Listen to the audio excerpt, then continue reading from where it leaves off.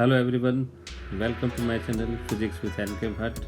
To learn concepts of physics, subscribe this channel and press the bell icon button to get notified for every new video lecture. Good morning dear students, this is NK Bhatt once again with you with the new video lecture. I have been doing the series of video lecture for class 9th for the chapter laws of motion. In previous video lectures, we discussed about Newton's first law and second law of motion. Today I brought the topic Newton's third law of motion for you. In this video, we will try to understand the concept of Newton's third law of motion with certain suitable examples. So let us begin with the statement of Newton's third law of motion. According to Newton's third law, every action has an equal and opposite reaction. It means if there is action, definitely a reaction will take place. It means if there is action, definitely there will be a reaction in opposite direction.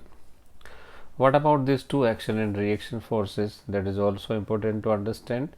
This was also suggested by Newton that action and reaction do not act on same object, they act on different objects. So action and reaction act on different objects. To understand this, let us consider two balls striking with each other. Ball A strikes to the ball B.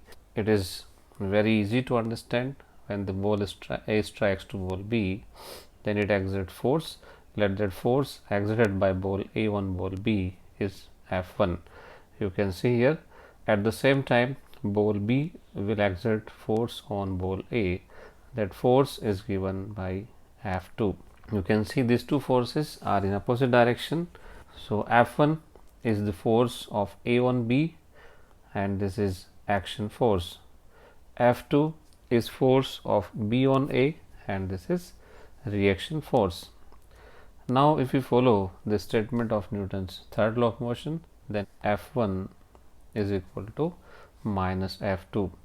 You can see I have put two arrows on F1 and F2. These arrows show vector nature of the quantity.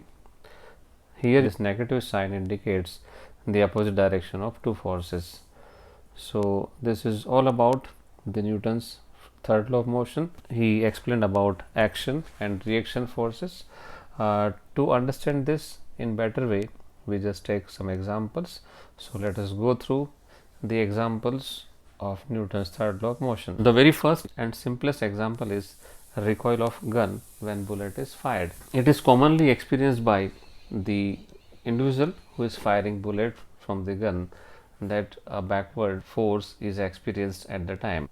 Just see in this diagram, when bullet is fired, then accelerating force which is responsible for forward motion of bullet will be the action force. As a result, the gun experiences force in opposite direction. You can see here in the diagram that force is reaction force. So it is the pair of action and reaction force.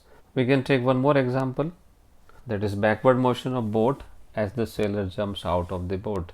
That also you can see very clear in this diagram. A sailor is jumping out of the boat near to the bank of any natural water body.